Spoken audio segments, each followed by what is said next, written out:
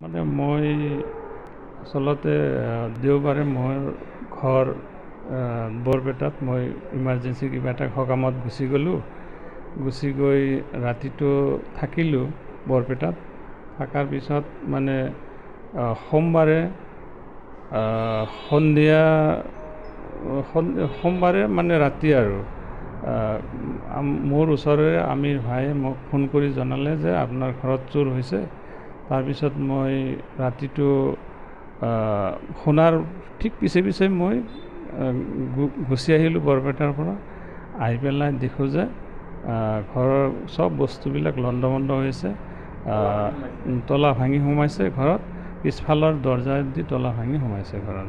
তাৰপিছত মানে গডৰেজ ভাঙা আৰু শ্ব'কেছ ভাঙা, টেবুল ভাঙা, এইবিলাক ভাঙি পেলাই আপোনাৰ হেৰিত গডৰেজত আছিলে সোণৰ অলংকাৰ প্ৰায় 5 লাখ টকাৰ সোণৰ অলংকাৰ লৈ গৈছে আৰু টেবুলৰ তলা ভাঙি 10,000 টকা নগদ লৈ গৈছিলে আৰু শাৰী আৰু আপোনাৰ বিছনা চাদৰ এনেকৈ তাৰমানে নাইটি এনেকৈ বহুতখিনি কাপোৰো লৈ গৈছে। নতুন কাপোৰ আছিলে।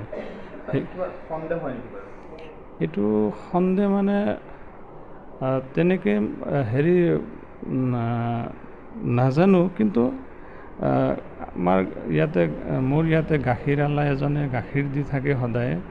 তেওঁ হয়তো সন্ধিয়া মানে ফোন কৰি কৈছিলে যে আপোনালোকে ক'ত গৈছিলে, মোক কওকচোন। আগৰ দিনা গাখীৰ দিছে সেইটো লোৱা নাই, আজিও গাখীৰ দিছে সেইটো নলয়, গতিকে আপোনালোকে গৈছে ক'ত?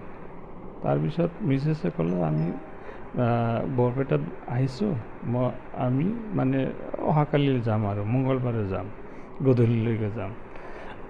তেনেকৈ মানে বস্তুটো হ'ল, আলোচনা হোৱাৰ পিছত এই ৰাতিতে মানে তেনেধৰণৰ চুৰি কাণ্ড সংঘটিত হ'ল আৰু আৰক্ষীক জনোৱা হৈছে। থানাত এজাহাৰ দিছোঁ। আজি আহি পেলাই মই বৰপেটাৰ পৰা আহি পেলাই 9:30 বজাত ঠাইছে আৰু দলগাঁও থানাৰ পুলিচে আহিছে, বস্তুখিনি চাই আছে। হয়, তদন্ত আৰম্ভ কৰিছে। মই বিচাৰোঁ যে মানে দোষী শাস্তি পাওক, দোষী কৰায়ত্ব কৰক, আৰু মই যিখিনি বস্তু চুৰি হৈছে সেইখিনি যাতে উদ্ধাৰ হয়, ঘূৰাই দিয়ে তাৰ কাৰণে। আৰু ভৱিষ্যতে যাতে তেনেধৰণৰ কাৰো ঘৰত চুৰি কাৰ্য সংঘটিত নহয়, তাৰে মই কামনা কৰিছোঁ।